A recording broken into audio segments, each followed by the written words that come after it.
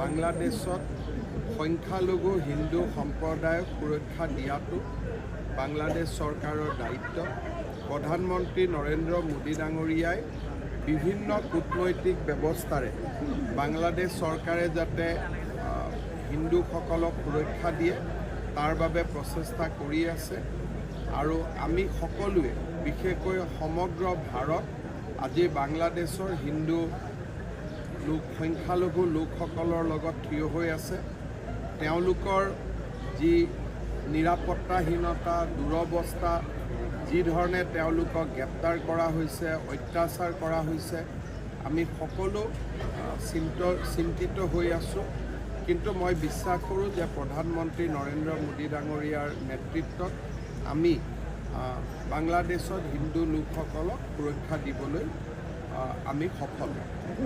অসমৰ সীমান্ততো সুৰক্ষা ব্যৱস্থা কটকটীয়া হৈ আছে, কিন্তু আমি যি দেখি আছোঁ যে অসমলৈকে যি আহিছে, বাংলাদেশত থকা হিন্দু লোকটো অসমৰ ফালে অহা কোনো প্ৰমাণ আমি পোৱা নাই। কিন্তু ডেইলি যিখিনি মানুহক আমি ধৰি আছোঁ ইয়ালৈকে আহোঁতে, তাৰতো ফটোগ্ৰাফ টুইট মই সদায় দিয়ে থাকোঁ, আপোনালোকে দেখা পায়ে আছে কোন আহিছে কোন অহা।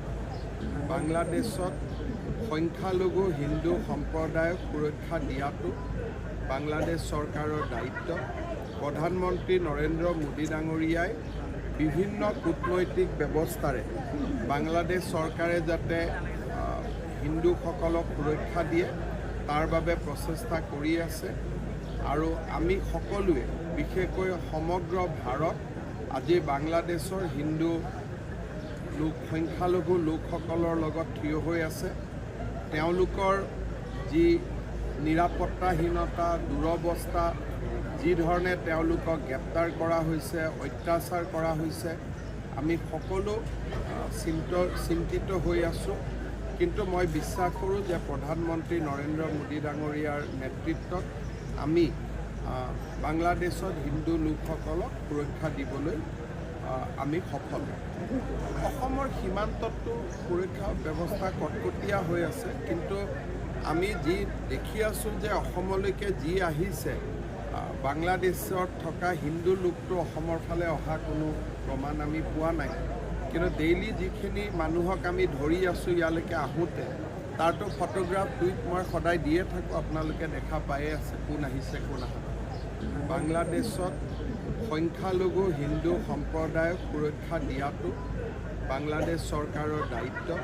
প্ৰধানমন্ত্ৰী নৰেন্দ্ৰ মোদী ডাঙৰীয়াই বিভিন্ন কূটনৈতিক ব্যৱস্থাৰে বাংলাদেশ চৰকাৰে যাতে হিন্দুসকলক সুৰক্ষা দিয়ে তাৰ বাবে প্ৰচেষ্টা কৰি আছে আৰু আমি সকলোৱে বিশেষকৈ সমগ্ৰ ভাৰত আজি বাংলাদেশৰ হিন্দু সংখ্যালঘু লোকসকলৰ লগত থিয় হৈ আছে। তেওঁলোকৰ যি নিৰাপত্তাহীনতা দুৰৱস্থা, যি ধৰণে তেওঁলোকক গ্ৰেপ্তাৰ কৰা হৈছে, অত্যাচাৰ কৰা হৈছে, আমি সকলো চিন্তিত হৈ আছোঁ। কিন্তু মই বিশ্বাস কৰোঁ যে প্ৰধানমন্ত্ৰী নৰেন্দ্ৰ মোদী ডাঙৰীয়াৰ নেতৃত্বত আমি বাংলাদেশত হিন্দু লোকসকলক সুৰক্ষা দিবলৈ আমি সফল।